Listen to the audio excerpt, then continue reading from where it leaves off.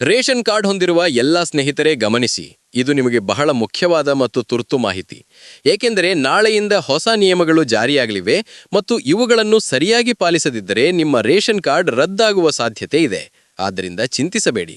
ಈ ವಿಡಿಯೋವನ್ನು ಪೂರ್ತಿಯಾಗಿ ನೋಡಿ, ಎಲ್ಲ ವಿವರಗಳನ್ನು ತಿಳಿದುಕೊಂಡು ನಿಮ್ಮ ಕುಟುಂಬದ ಆಹಾರ ಸುರಕ್ಷತೆಯನ್ನು ಭದ್ರಪಡಿಸಿಕೊಳ್ಳಿ. ಈ ಹೊಸ ನಿಯಮಗಳು ಪಡಿತರ ವಿತರಣಾ ವ್ಯವಸ್ಥೆಯಲ್ಲಿ ಹೆಚ್ಚಿನ ಪಾರದರ್ಶಕತೆಯನ್ನು ತರಲು ಮತ್ತು ಅನರ್ಹರಾದ ಫಲಾನುಭವಿಗಳನ್ನು ಪಟ್ಟಿಯಿಂದ ತೆಗೆದುಹಾಕಲು ಕೇಂದ್ರ ಸರ್ಕಾರವು ತಂತ್ರಜ್ಞಾನ ಆಧಾರಿತ ಹೊಸ ಮಾರ್ಗಸೂಚಿಗಳನ್ನು ಜಾರಿಗೊಳಿಸಿದೆ. ಇದರಿಂದ ಸರ್ಕಾರಿ ಸಹಾಯವು ನಿಜವಾಗಿ ಅಗತ್ಯವಿರುವವರಿಗೆ ಮಾತ್ರ ತಲುಪುತ್ತದೆ, ಹಣದ ವ್ಯಯ ಕಡಿಮೆಯಾಗುತ್ತದೆ ಮತ್ತು ವ್ಯವಸ್ಥೆಯಲ್ಲಿ ಯಾವುದೇ ವಂಚನೆಯೂ ನಡೆಯುವುದಿಲ್ಲ. ಮೊದಲನೇದಾಗಿ, ಪಡಿತರ ಚೀಟಿಯಲ್ಲಿ ಹೆಸರಿಸಲಾಗಿರುವ ಪ್ರತಿಯೊಬ್ಬ ಸದಸ್ಯರು ಕಡ್ಡಾಯವಾಗಿ KYC ಪ್ರಕ್ರಿಯೆಯನ್ನು ಪೂರ್ಣಗೊಳಿಸಬೇಕು. ಕುಟುಂಬದಲ್ಲಿ ಎಷ್ಟು ಜನ ಸದಸ್ಯರಿದ್ದರೂ ಅವರೆಲ್ಲರೂ ಬಯೋಮೆಟ್ರಿಕ್ ಮಾಹಿತಿಯನ್ನು ನೀಡಬೇಕಾಗುತ್ತದೆ. ಇದು ಫಿಂಗರ್ ಪ್ರಿಂಟ್ ಅಥವಾ ಮುಖ ಗುರುತಿಸುವಿಕೆ ಮೂಲಕ ಮಾಡಬಹುದು. ಮುಖ್ಯವಾಗಿ ವೃದ್ಧರು, ಮಕ್ಕಳು ಮತ್ತು ಎಲ್ಲಾ ವಯಸ್ಸಿನವರು ಇದನ್ನು ಮಾಡಿಸಬೇಕು. ನಿಮ್ಮ ಹತ್ತಿರದ ನ್ಯಾಯ ಅಂಗಡಿಗೆ ಭೇಟಿ ನೀಡಿ ಅಥವಾ ರೇಷನ್ ಸಂಬಂಧಿತ ಮೊಬೈಲ್ ಆಪ್ ಅನ್ನು ಡೌನ್ಲೋಡ್ ಮಾಡಿ ಮನೆಯಲ್ಲಿಯೇ ಫೇಸ್ ಅಥೆಂಟಿಕೇಷನ್ ಮೂಲಕ ಸುಲಭವಾಗಿ ಮಾಡಬಹುದು. ಆಪ್ ಅನ್ನು ಅಪ್ಡೇಟ್ ಮಾಡಿ, ಇಂಟರ್ನೆಟ್ ಸಂಪರ್ಕವನ್ನು ಸರಿಯಾಗಿ ಇರಿಸಿಕೊಂಡು ಲಾಗಿನ್ ಆಗಿ ನಿಮ್ಮ ವಿವರಗಳನ್ನು ಭರ್ತಿ ಮಾಡಿ ಬಯೋಮೆಟ್ರಿಕ್ ದೃಢೀಕರಣ ಮುಗಿಸಿ. ಇದು ಬಹಳ ಸುರಕ್ಷಿತ ಮತ್ತು ಸಮಯ ಉಳಿತಾಯ ಮಾಡುವ ಪ್ರಕ್ರಿಯೆಯಾಗಿದೆ. ನಿಗದಿತ ಸಮಯದೊಳಗೆ ಇದನ್ನು ಮಾಡದ ಸದಸ್ಯರ ಹೆಸರು ಡೇಟಾಬೇಸ್ನಿಂದ ತೆಗೆದುಹಾಕಲಾಗುತ್ತದೆ. ಇದರಿಂದ ಆ ವ್ಯಕ್ತಿಯ ಪಾಲಿನ ಅಕ್ಕಿ ಮತ್ತು ಇತರ ಸೌಲಭ್ಯಗಳು ಕಡಿತವಾಗುತ್ತದೆ. ಕುಟುಂಬದ ಒಟ್ಟಾರೆ ಪಡಿತರ ಪ್ರಮಾಣವೂ ಪ್ರಭಾವಿತವಾಗುತ್ತದೆ.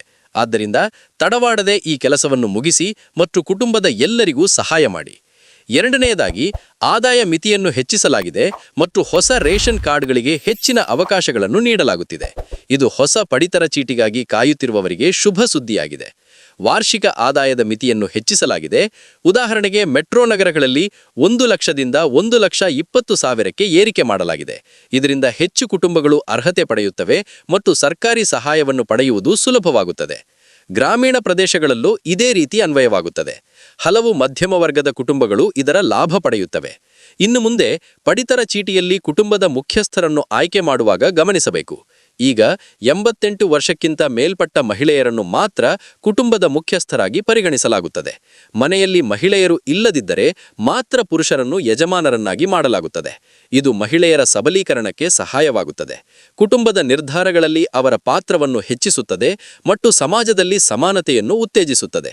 ಇನ್ನು ಪಡಿತರ ಚೀಟಿಗಾಗಿ ಅರ್ಜಿ ಸಲ್ಲಿಸುವುದು ಈಗ ಬಹಳ ಸುಲಭವಾಗಿದೆ. ಆನ್ಲೈನ್ ಅರ್ಜಿ ಮತ್ತು ಮನೆ ಬಾಗಿಲಿಗೆ ಪರಿಶೀಲನೆಯ ವ್ಯವಸ್ಥೆ ಜಾರಿಯಾಗುತ್ತಿದೆ. ಸರ್ಕಾರಿ ಕಚೇರಿಗಳಿಗೆ ಹೋಗುವ ಅಗತ್ಯವಿಲ್ಲ. ಆಧಾರ್ ಕಾರ್ಡ್, ಆದಾಯ ಪ್ರಮಾಣಪತ್ರ ಮತ್ತು ವಿದ್ಯುತ್ ಬಿಲ್ಲನ್ನು ಬಳಸಿ ಆನ್ಲೈನ್ನಲ್ಲಿ ಅರ್ಜಿಯನ್ನು ಸಲ್ಲಿಸಬಹುದು. ಮೊದಲು ಸರ್ಕಾರಿ ಪೋರ್ಟಲ್ಗೆ ಲಾಗಿನ್ ಆಗಿ ಫಾರ್ಮ್ ಭರ್ತಿ ಮಾಡಿ, ದಾಖಲೆಗಳನ್ನು ಸ್ಪಷ್ಟವಾಗಿ ಸ್ಕ್ಯಾನ್ ಮಾಡಿ ಅಪ್ಲೋಡ್ ಮಾಡಿ ಸಲ್ಲಿಸಿ. ನಂತರ ಅಧಿಕಾರಿಗಳು ಮನೆಗೆ ಬಂದು ಪರಿಶೀಲಿಸುತ್ತಾರೆ. ಇದರಿಂದ ಸಮಯ ಮತ್ತು ಹಣ ಉಳಿತಾಯವಾಗುತ್ತದೆ, ಪ್ರಕ್ರಿಯೆಯು ವೇಗವಾಗುತ್ತದೆ ಮತ್ತು ಭ್ರಷ್ಟಾಚಾರ ಕಡಿಮೆಯಾಗುತ್ತದೆ. ಸ್ನೇಹಿತರೆ, ಈ ಮಾಹಿತಿಯು ನಿಮಗೆ ಉಪಯುಕ್ತವಾಗಿದೆ ಎಂದು ತೋರಿದರೆ ದಯವಿಟ್ಟು ವಿಡಿಯೋಗೆ ಲೈಕ್ ಮಾಡಿ, ಚಾನೆಲ್ ಅನ್ನು ಸಬ್ಸ್ಕ್ರೈಬ್ ಮಾಡಿ ಮತ್ತು ಕಮೆಂಟ್ನಲ್ಲಿ ನಿಮ್ಮ ಅಭಿಪ್ರಾಯವನ್ನು ಹಂಚಿಕೊಳ್ಳಿ. ಇದರಿಂದ ಇನ್ನೂ ಹೆಚ್ಚು ಜನರಿಗೆ ಈ ಮುಖ್ಯ ಮಾಹಿತಿ ತಲುಪುತ್ತದೆ. ನಿಮ್ಮ ಸ್ನೇಹಿತರು ಮತ್ತು ಕುಟುಂಬದವರಿಗೂ ಈ ವಿಡಿಯೋವನ್ನು ಹಂಚಿಕೊಳ್ಳಿ. ತಕ್ಷಣ ಕ್ರಮ ತೆಗೆದುಕೊಳ್ಳಿ, ಏಕೆಂದರೆ ತಡವಾದರೆ ನಿಮ್ಮ ಕುಟುಂಬದ ಆಹಾರ ಸುರಕ್ಷತೆ ಪ್ರಭಾವಿತವಾಗುತ್ತದೆ. KYC ಮಾಡುವಾಗ ಎಲ್ಲಾ ಸದಸ್ಯರ ದಾಖಲೆಗಳನ್ನು ಸಿದ್ಧಪಡಿಸಿಟ್ಟುಕೊಳ್ಳಿ. ಆಧಾರ್ ಲಿಂಕ್ ಆಗಿದೆಯೇ ಎಂದು ಪರಿಶೀಲಿಸಿ. ಆದಾಯ ಪ್ರಮಾಣಪತ್ರವನ್ನು ನವೀಕರಿಸಿ. ಇತರ ದಾಖಲೆಗಳು ಸರಿಯಾಗಿವೆಯೇ ಎಂದು ನೋಡಿ. ಇದರಿಂದ ಯಾವುದೇ ತೊಂದರೆಯಾಗುವುದಿಲ್ಲ. ಹೊಸ ಕಾರ್ಡ್ಗೆ ಅರ್ಜಿ ಸಲ್ಲಿಸುವವರು ಆನ್ಲೈನ್ ಪ್ರಕ್ರಿಯೆಯನ್ನು ಅನುಸರಿಸಿ ಮನೆಯಲ್ಲಿಯೇ ಕುಳಿತು ಮುಗಿಸಬಹುದು. ಇದು ತುಂಬಾ ಅನುಕೂಲಕರವಾಗಿದೆ. ಸರ್ಕಾರವು ಜನಸಾಮಾನ್ಯರ ಸೌಲಭ್ಯಕ್ಕಾಗಿ ಈ ಬದಲಾವಣೆಗಳನ್ನು ತಂದಿದೆ. ಆದ್ದರಿಂದ ಇದನ್ನು ಸದುಪಯೋಗಪಡಿಸಿಕೊಳ್ಳಿ.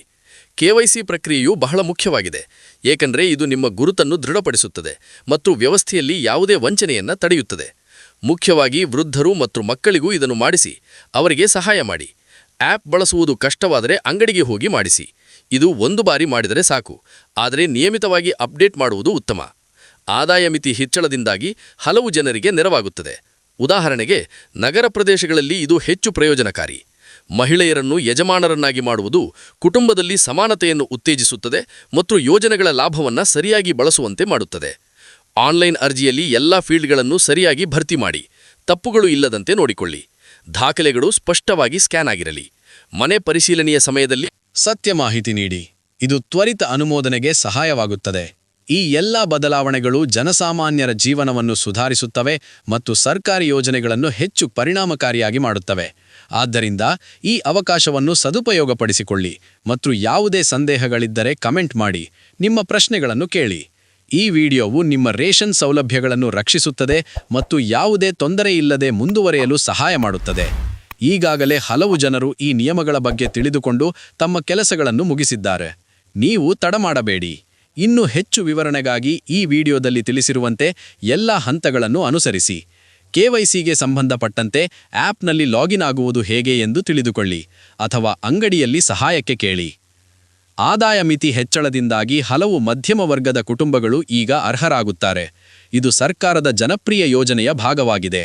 ಮಹಿಳೆಯರ ಮುಖ್ಯಸ್ಥತೆಯು ಕುಟುಂಬದ ಆರ್ಥಿಕ ಮತ್ತು ಸಾಮಾಜಿಕ ಸ್ಥಿತಿಯನ್ನು ಸುಧಾರಿಸುತ್ತದೆ. ಆನ್ಲೈನ್ ವ್ಯವಸ್ಥೆಯು ಭ್ರಷ್ಟಾಚಾರವನ್ನು ಕಡಿಮೆ ಮಾಡುತ್ತದೆ ಮತ್ತು ಸಮಯವನ್ನು ಉಳಿಸುತ್ತದೆ. ಎಲ್ಲ ದಾಖಲೆಗಳು ಸಿದ್ಧವಾಗಿರಲಿ, ಆಧಾರ್ ಲಿಂಕ್ ಆಗಿರಲಿ, ವಿದ್ಯುತ್ ಬಿಲ್ನಲ್ಲಿ ಹೆಸರು ಸರಿಯಾಗಿರಲಿ ಇತ್ಯಾದಿ. ಇದರಿಂದ ಅರ್ಜಿ ತ್ವರಿತವಾಗಿ ಅನುಮೋದನೆಯಾಗುತ್ತದೆ.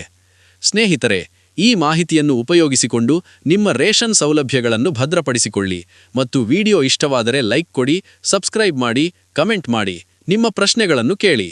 ಧನ್ಯವಾದಗಳು ಈ ಮಾಹಿತಿಯನ್ನು ತಿಳಿಸಿದ್ದಕ್ಕಾಗಿ ಮತ್ತು ಮುಂದಿನ ವಿಡಿಯೋಗಳಲ್ಲಿ ಭೇಟಿಯಾಗೋಣ. ಎಲ್ಲರೂ ಈ ನಿಯಮಗಳನ್ನು ಪಾಲಿಸಿ ಸುಖವಾಗಿ ರೇಷನ್ ಸೌಲಭ್ಯಗಳನ್ನು ಪಡೆಯಿರಿ. ಇದು ನಿಮ್ಮ ಕುಟುಂಬದ ಭವಿಷ್ಯಕ್ಕೆ ಸಹಾಯಕವಾಗುತ್ತದೆ ಮತ್ತು ಸರ್ಕಾರದ ಯೋಜನೆಗಳನ್ನು ಸರಿಯಾಗಿ ಬಳಸುವುದು ನಮ್ಮೆಲ್ಲರ ಜವಾಬ್ದಾರಿ. ಆದ್ದರಿಂದ ತಕ್ಷಣ ಕ್ರಮ ತೆಗೆದುಕೊಳ್ಳಿ ಮತ್ತು ಇನ್ನೂ ಹೆಚ್ಚಿನ ಮಾಹಿತಿಗಳಿಗಾಗಿ ಈ ವಿಡಿಯೋವನ್ನು ಮತ್ತೊಮ್ಮೆ ನೋಡಿ. ಎಲ್ಲ ಹಂತಗಳನ್ನು ಸರಿಯಾಗಿ ಅರ್ಥ ಮಾಡಿಕೊಳ್ಳಿ. ಇದರಿಂದ ಯಾವುದೇ ತೊಂದರೆಯಾಗದಂತೆ ನಿಮ್ಮ ರೇಷನ್ ಕಾರ್ಡ್ ಅನ್ನು ಸಕ್ರಿಯವಾಗಿ ಇರಿಸಿಕೊಳ್ಳಿ. ಸ್ನೇಹಿತರೆ, ಈ ಮಾಹಿತಿ ನಿಮಗೆ ಸಹಾಯಕವಾಯಿತು ಎಂದು ಭಾವಿಸಿದರೆ ಲೈಕ್, ಸಬ್ಸ್ಕ್ರೈಬ್ ಮತ್ತು ಕಮೆಂಟ್ ಮಾಡುವುದನ್ನು ಮರೆಯಬೇಡಿ. ಇದು ನಮಗೆ ಉತ್ತೇಜನ ನೀಡುತ್ತದೆ ಮತ್ತು ಇನ್ನಷ್ಟು ಉಪಯುಕ್ತ ವಿಡಿಯೋಗಳನ್ನು ತಯಾರಿಸಲು ಸಹಾಯವಾಗುತ್ತದೆ. ಧನ್ಯವಾದಗಳು.